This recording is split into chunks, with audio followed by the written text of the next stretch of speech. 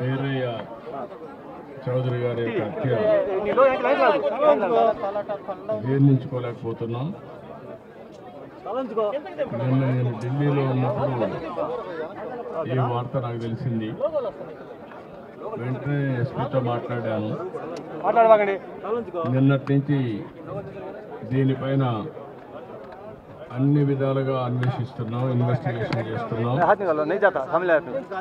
12 టీములు వేసాం. జరిగిన విధానం కూడా చూస్తే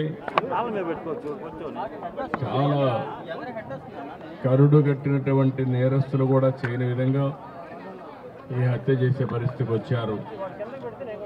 53 చోట్ల కత్తిపోట్లు ఉన్నాయి. అంటే ఇది చూసిన తర్వాత ఈ రాష్ట్రంలో ఇలాంటి ఘోరమైన వ్యక్తులు కూడా ఉన్నారా అనిపిస్తుంది. ఏది ఏమైనా 12 టీంలు పనిచేస్తున్నాయి. వీరయ్య చౌదరి గారు మంచి నాయకుడు, సమర్థవంతమైన వ్యక్తి. ఏదైతే యువగడం అప్పుడైతే 100 రోజులు లోకేష్ గారితో తిరిగారు. అదే సమయంలో అమరావతి రైతులు పాదయాత్రలో వచ్చేప్పుడు వాళ్ళకి అండగా నిలబడ్డాడు. అంతేకాకుండా పార్టీకి ఒక మంచి నాయకుడిగా, సమర్థవంతమైన వ్యక్తిగా ఇక్కడ పనిచేశాడు. ఈ మండలంలోనే ఒక 10,000 ఓట్ల మెజారిటీ సాధించే పరిస్థితి ఆయన ఉన్నాడంటే ఎంత మంచి నాయకుడో మనం అర్థం చేసుకోవాలి. ఆయన ఎన్నికలప్పుడు నేను ఇక్కడ చూడడమే కాకుండా చీరాల కూడా చూసుకోమంటే ఇక్కడ చీరాల 2 సమర్థవంతంగా చేసి 2 గెలిపించే పరిస్థితికి వచ్చారు. అలాంటి మంచి నాయకుడిని ఈరోజు కోల్పోవడం చాలా బాధేస్తుంది.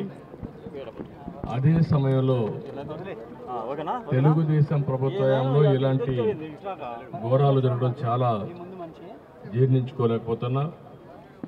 నేను ఒకటే హెచ్చరిస్తున్నా, ఇప్పటికే 12 టీంలు వేసాం. సీసీటీవీ కెమెరాల్లో ఉండే క్లూస్ కూడా తీసుకుంటున్నాం. కానీ చాలామందికి ఒకటే విజ్ఞప్తి చేస్తున్నా, మీకు ఏదైనా కానీ క్లూస్ దొరికితే ప్రజాహితం కోసం మీరు కూడా చెప్పండి. ఈరోజు కాకపోయినా రేపైనా సరే ఎవరైతే ఇలాంటి తప్పుడు పనులు చేశారో వాళ్ళని పట్టుకోవడం 100% చేస్తాం. అది చేసే వరకు వదిలిపెట్టనని చెప్పి ఈరోజు ఇక్కడ మీ అందరికీ తెలియజేస్తున్నా.